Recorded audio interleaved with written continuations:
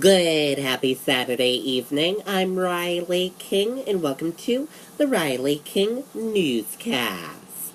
Let's get started. New Hampshire couple's U-Haul stolen during cross-country move.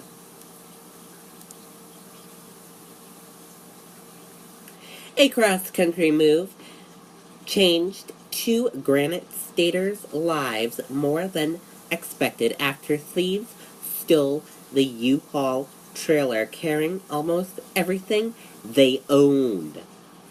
Ralph was headed to his new home in Arizona when he stopped for a few hours sleep in Albadar, New Mexico.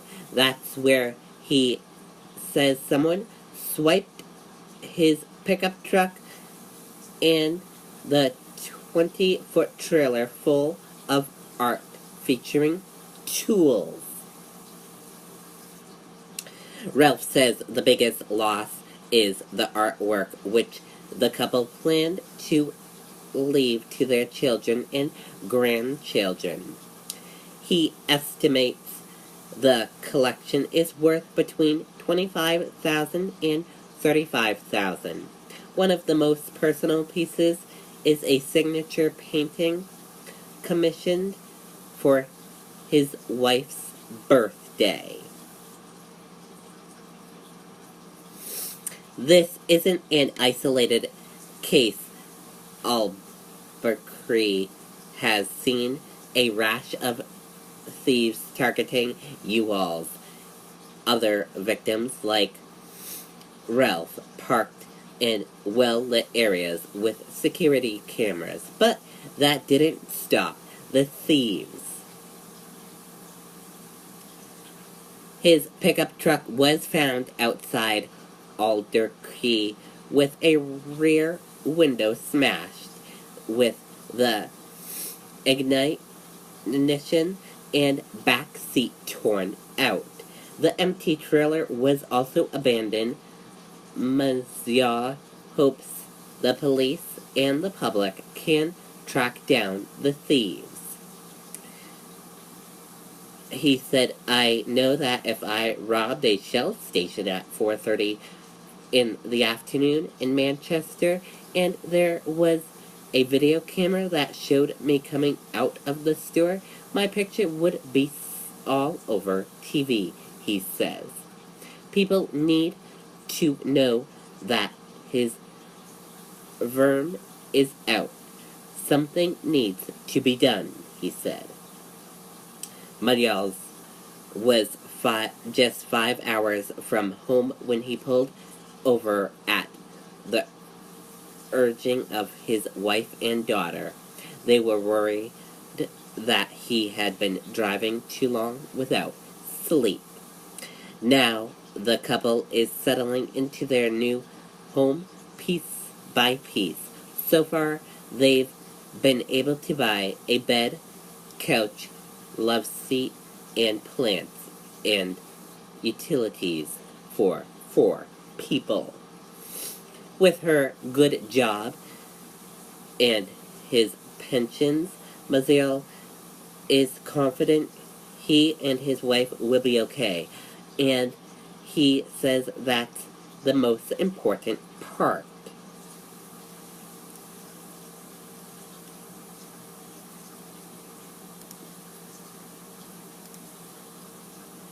Ten-year-old boy killed by train regretted as bright, urging young man. Let's take a listen to this video from WCBB Boston.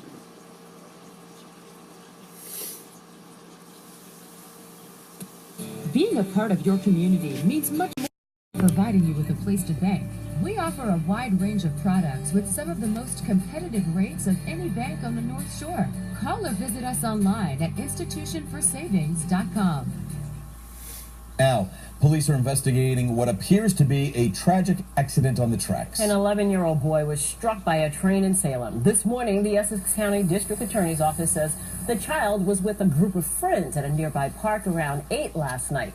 Witnesses tell investigators the boy was crossing the tracks near Lawrence Street to get his bike when he was hit by an inbound train.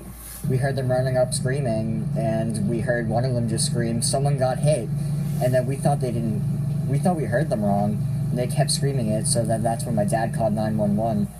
The child's mother and the train's conductor were both reportedly taken to the hospital to be treated for stress and shock. No foul play is suspected.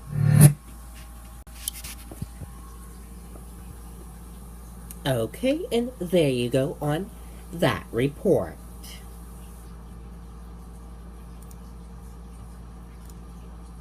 Wells woman knocked off motorcycle by deer, airlifted to the hospital.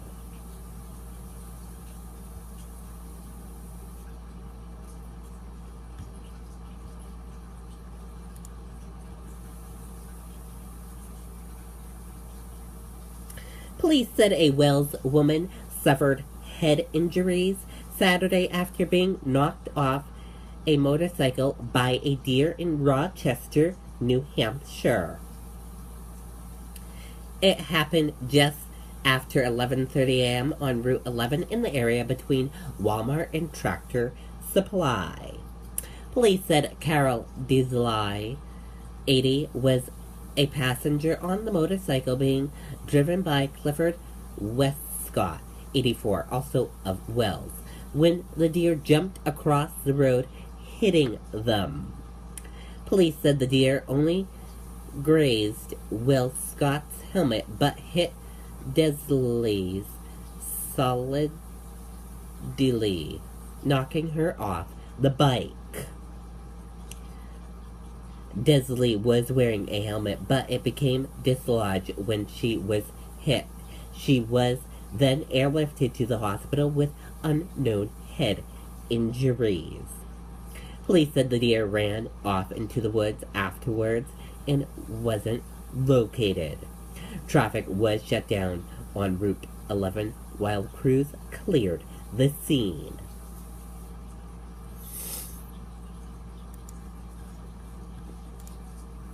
Top Republicans trio urges Trump to act on Russia. Let's take a listen to this video from ABC News. Equal. Imagine traveling with a group of them. You have the night owl, there's the early bird, the lone wolf, and even the sloth. Now, of course, you wouldn't put them in the same room together.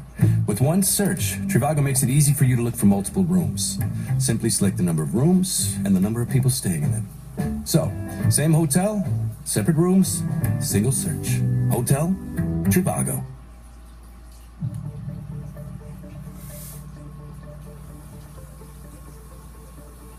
In January 2017, aides to then-President-elect Donald Trump issued a blanket denial that he or anyone on his campaign team had any contact with Russia during the 2016 election cycle. A number of Trump team members, however, appear to have had various connections to or meetings with Russian officials.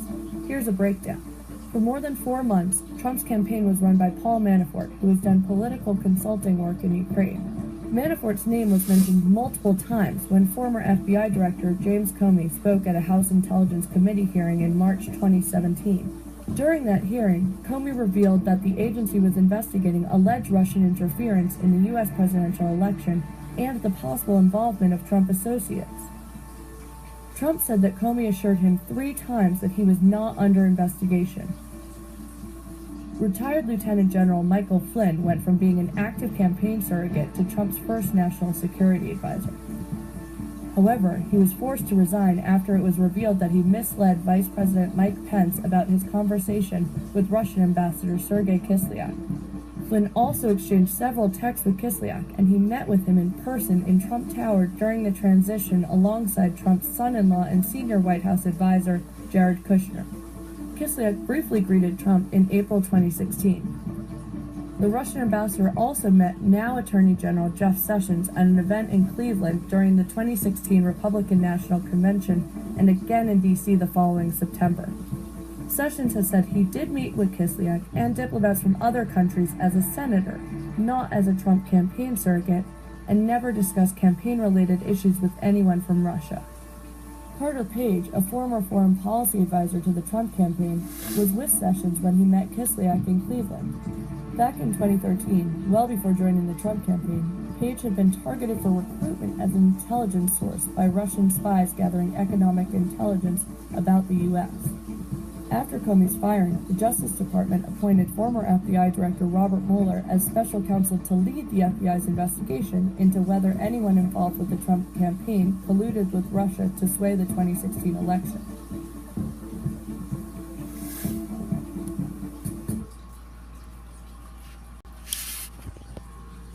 Okay, and there you go on that report. And that does it for the Riley King Newscast right here on the Riley King Network. I hope you all have a great rest of your Saturday night. Good night, everyone. Bye.